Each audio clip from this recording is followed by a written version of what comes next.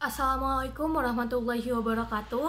Perkenalkan, nama saya Dewi Safitri, NIM 2020 1036 0311 399.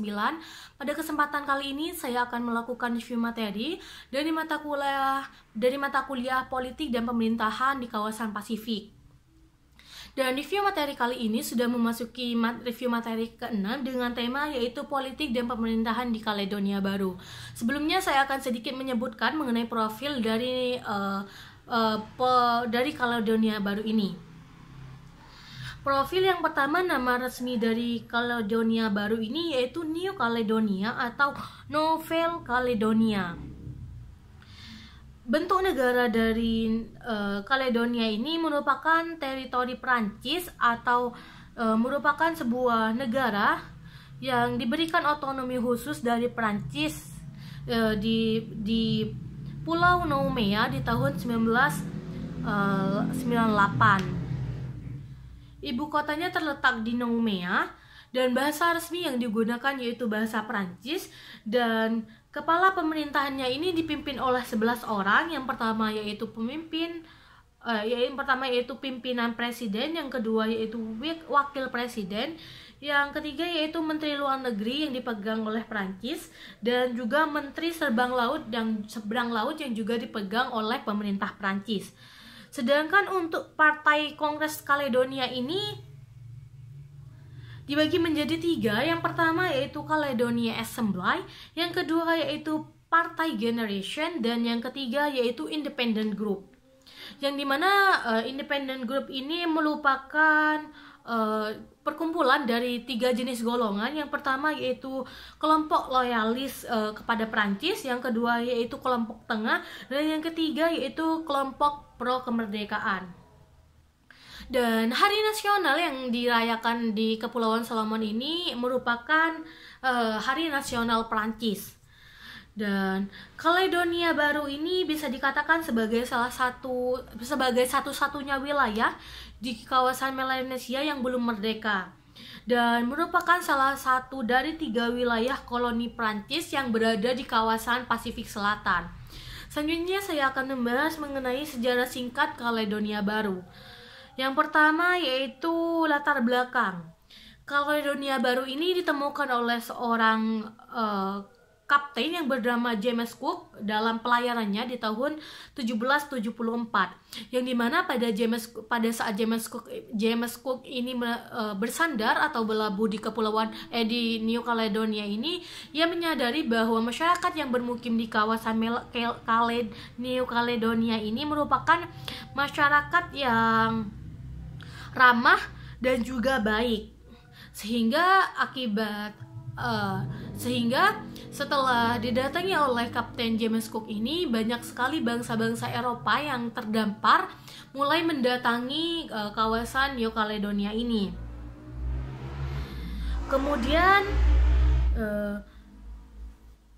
para misionaris Prancis mulai menyebarkan agama Katolik di negara ini di tahun 1844, dan hal tersebutlah yang menjadi gerbang perintis pengambil alihan wilayah tersebut menjadi wilayah koloni Prancis.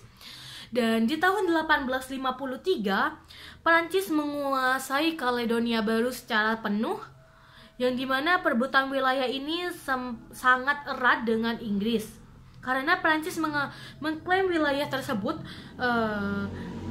beberapa jam sebelum Inggris berlabuh di kawasan Kaledonia Baru. Dan di dalam beberapa catatan sejarah tercatat bahwa komandan kapal Inggris pada masa itu merasa malu karena kekalahan dalam mengakuisisi atau mengkolonialisasi New Caledonia ini, sehingga Kapten Prancis yang memimpin pasukannya pada masa itu memutuskan untuk bunuh diri.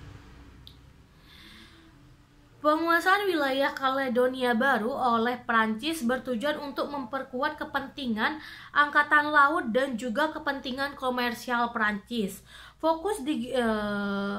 Namun pada kenyataannya tempat tersebut lebih fokus digunakan untuk tempat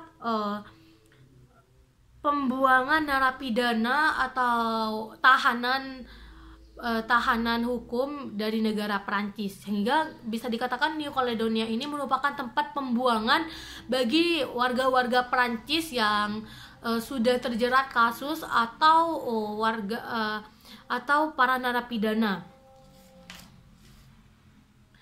Dan di antara tahun 1860 sampai tahun 1894, Kaledonia Baru telah menampung sebanyak kurang lebih yaitu 40.000 orang narapidana yang dibuang oleh pemerintah Perancis ke kawasan ini.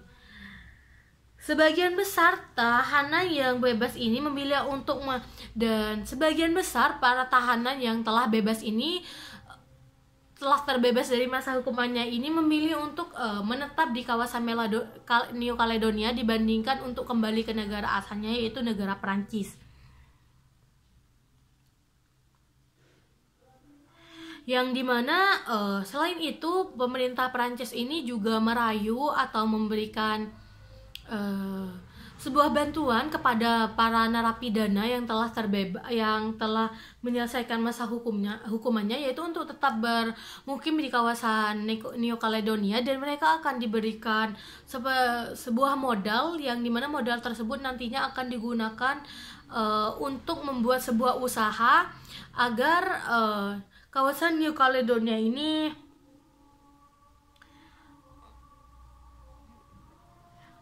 terbentuk sebuah kawasan ekonomi.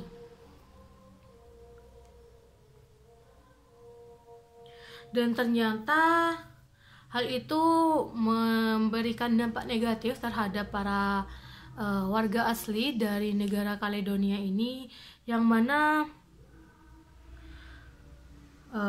penduduk pribumi yang dikenal dengan layak kanak harus tersingkir dan kehilangan tanah mereka. Tak berhenti di situ, para rakyat kanak ini ditempatkan di daerah-daerah pegunungan terpencil di Pulau La Grande Terre dan wilayah pantai timur.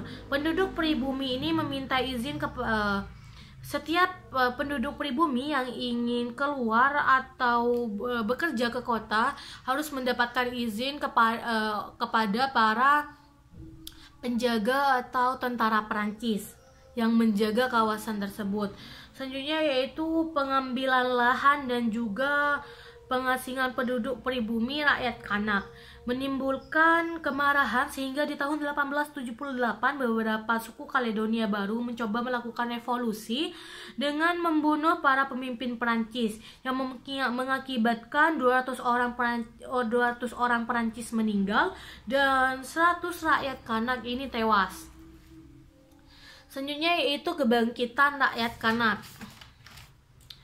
Yang pertama yaitu sebelum tahun 1940-an, rakyat kanak tidak memiliki status sebagai warga negara Perancis. Namun menjelang Perang Dunia II,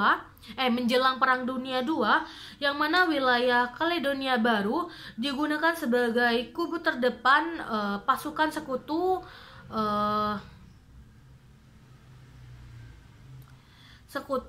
yang dimana pada masa itu telah terjadi perubahan kedudukan hukum penduduk Kaledonia atau penduduk etnis Kanak. Ribuan pasukan Amerika Serikat, Australia, dan juga Selandia Baru yang bertugas di Kaledonia Baru ini mempekerjakan para penduduk Kanak dengan gaji yang sama dengan penduduk lain di wilayah tersebut. Perlakuan sama dari pasukan sekutu kepada penduduk Kanak semakin memperlemahkan Prancis terhadap penduduk Kanak. Setelah Perang Dunia II di tahun 1946, peraturan penduduk asli dihapuskan. Di tahun 1951, penduduk Kanak diberikan hak untuk memilih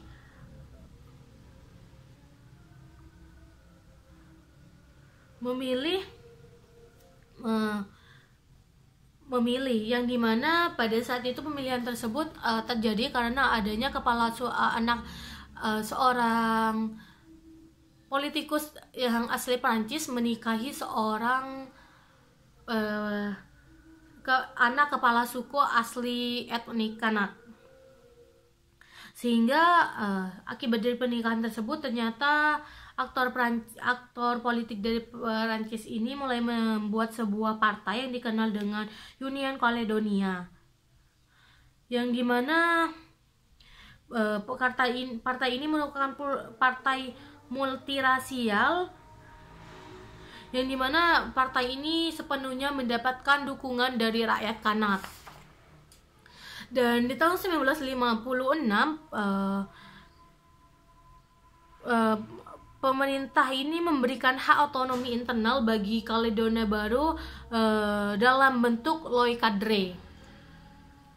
Loi cadre digunakan untuk Loi cadre inilah sebuah majelis yang teritorial dibentuk. Pengaruh Union Caledonia ini semakin kuat, sehingga Partai Union Caledonia ini yang didirikan oleh etnik Kanak ini mendapatkan suara, yaitu sebanyak 59,5% dari penduduk Kaledonia pada pemilu anggota majelis teritorial di tahun 1958.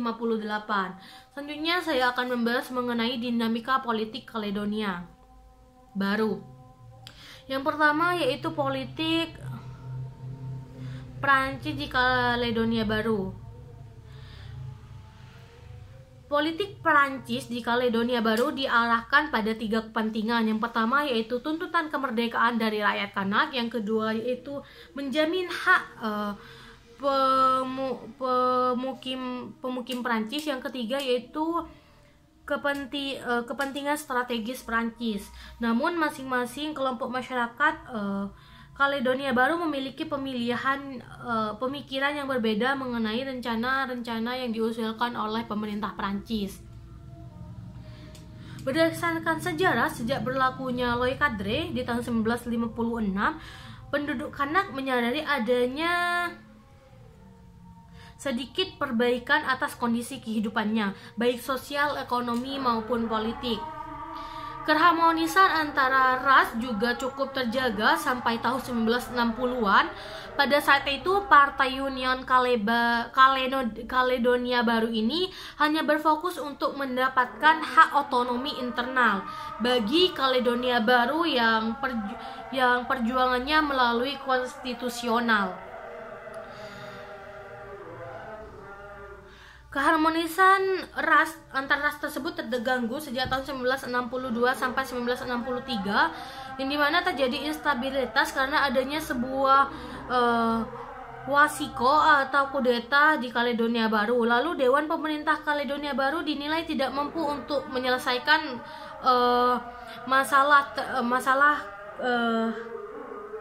masalah kudeta tersebut, sehingga diambil alih oleh pemerintah Prancis yang bersenjata dibantu oleh serdadu Prancis serta dukungan pemerintah Gaullis di Paris. Ketidakmampuan pemerintah Kaleba dalam menguasai masalah tersebut membuat Prancis mengambil alih kekuasaan. Akibat tekanan dari pemerintah Prancis di kalangan rakyat Kanak, justru muncul semangat nasionalisme yang dibarengi dengan kepulangan sebagian tokoh Kanak yang mengenyam pendidikan di Prancis. Banyak tokoh berpendidikan tersebut keluar dari Union Kaleba dan mendirikan partai-partai sendiri. Selain itu, pemerintah Prancis berusaha juga untuk menjadikan situasi di Kaledonia Baru lebih tenang dengan menetapkan Matignon Accord sebagai konstitusi di Kaledonia Baru. Hingga saat ini, Matignon Accord menjadi konstitusi yang berlaku di Kaledonia Baru. Matignon Accord ini mulai diberlakukan pada tanggal 6 November 1988, yang dimana terdapat referendum nasional hasil usulan dari para tokoh Kaledonia Baru, yang mana usulan tersebut tertulis di Matignon Accord yang menyatakan bahwa pemerintah Prancis berjanji bahwa suatu referendum nasional Prancis pada akhir 1988 akan memberikan jaminan yang kuat bahwa rencana jaminan 10 tahun yang bagi masa depan Kaleba tidak akan digugat oleh perundang-undangan yang baru yang akan berhubungan dengan pergantian pemerintah Prancis tahun 1933. Sekian materi dari saya, kurang lebihnya mohon maaf. Assalamualaikum warahmatullahi wabarakatuh.